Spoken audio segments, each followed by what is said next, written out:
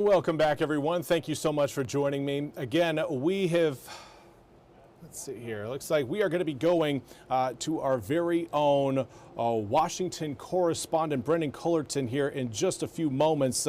Because, again, we've now seen the first polls close around the country for the midterm primary elections. And obviously, North Carolina is one of the three main states where big decisions are being made at the ballot box. North Carolina, Texas, and Arkansas were the three main ones. And we now want to turn our attention to Brendan Cullerton, who's been at the watch party for former Governor Roy Cooper tonight.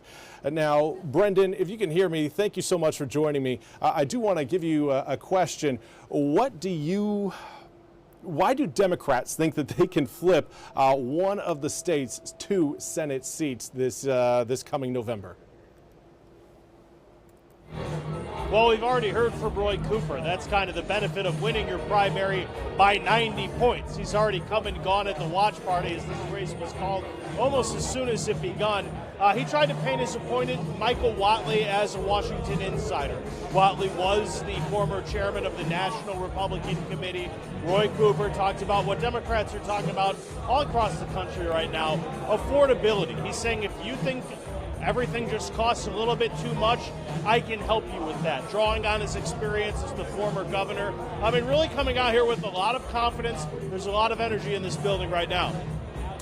Brendan, thank you so much again for joining us. That is fantastic information. But this is one that I have been wondering quite a bit through today, is what are some of the big issues? You mentioned affordability, but has any other issues, say maybe some of the foreign policy moves that have been made around the war in Iran, have the voters taken any of those into account? Have those held sway over some of the decisions that voters have made today at the ballot box? Well, the ones I talked to, it certainly did. I heard several voters bring up the war in Iran as a newer development. By far the biggest response I got just talking to voters as they came in and out was affordability, just like the former governor talked about, whether it be prices at the grocery store, whether it be prices when you're buying a house, whether it be the cost of health care. We heard about that. We also heard from the Democrats going to the polls that they're unhappy with the way ICE has been conducting itself around the country. Excellent. Now, North Carolina obviously is one of the states where state lawmakers have changed election maps. Gerrymandering comes into play a bit. Now, today you spoke to Congressman Don Davis, who won his seat back when the first district did not include some of the counties and areas that it does include now.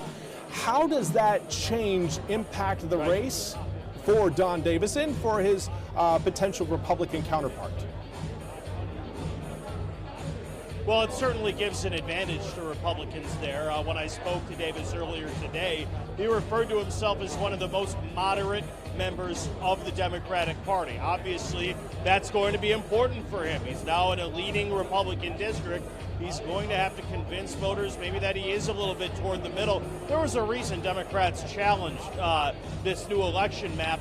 It was unsuccessful, that challenge, but obviously they thought it put them at a disadvantage. It's going to be an uphill climb for Representative Davis.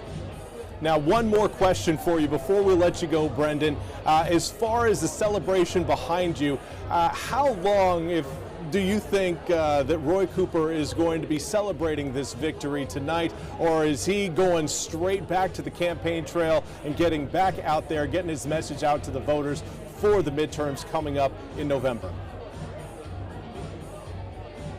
Well, he's already gone. Like I said, he won by so much. He was able to come here early and get out and hit the campaign trail again. So, that's the perk of winning by 90 points. You don't see that a ton in a Senate primary. So this party's actually winding down. The Cooper campaign here told me it's only really going to go about another hour. They have other speakers here, but it's kind of on to the next one for Roy Cooper. Excellent. Brendan, thank you so much for joining us tonight. We appreciate all the information you've brought to our broadcast. Hopefully you have a great night, and again, stay safe. We appreciate hearing from you. All right, and again, that was Brendan Cullerton reporting from Raleigh at Roy Cooper, former Governor Roy Cooper. I got to quit calling him former governor. He is now the Democratic candidate for the U.S. Senate, Roy Cooper, at his watch party. Now, we will have more on the election coming up in just 2 minutes. Right now, we are going to step away for a quick commercial break.